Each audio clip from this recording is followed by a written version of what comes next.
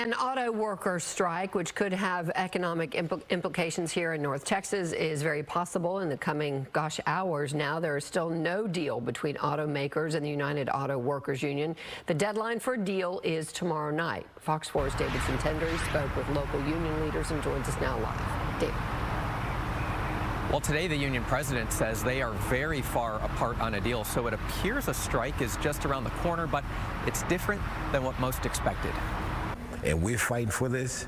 Keith Crowell is president of UAW Local 276, the United Auto Workers Union chapter, representing 5,000 General Motors employees at the Arlington Assembly. Those 5,000 are part of 150,000 auto workers nationwide preparing to strike if demands are not met by the end of Thursday.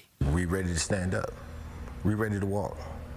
It's much needed. Ford, General Motors, and Stellantis, a company including Chrysler, Dodge, Jeep, and more, might all have to deal with strikes at the same time, but not at every factory or plant. We will not strike all of our facilities at once. In a Facebook Live Wednesday, the UAW president says facilities will be added to the work stoppage until a deal is made. Corporate greed is the problem. And come tomorrow night, if they force us, we're about to make it the Big Three's problem. So how will a strike against the Big Three automakers trickle down to customers? Everything, of course, depends on how long the strike lasts. A lot of strikes, they're over in a week or 2 weeks, something like that.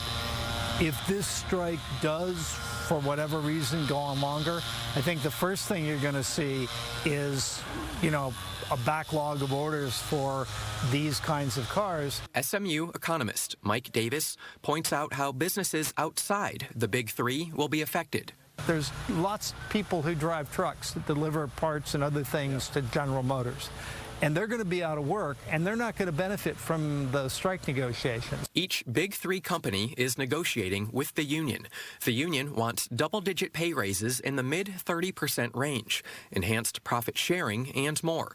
General Motors released a video statement Monday. We have great momentum at GM, and I'm confident that when we reach an agreement with the UAW that works for our team members and our business, it will enable us to keep the momentum going. Now we have to wait. Crowell says his 5,000 workers in Arlington will not know until Thursday evening if they'll be called upon to be one of the first chapters in the country to strike.